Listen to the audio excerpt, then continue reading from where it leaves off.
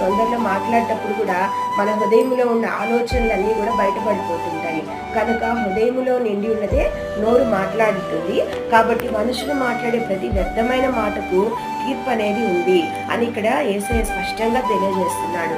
అంటే మనం ఏ మాట మాట్లాడినా కూడా ప్రతి మాటకు ఒక తీర్పు అనేది ఉంది. ప్రతి మాట దేవుని సన్నిధిలో భద్రం చేయబడుతూ ఉంది.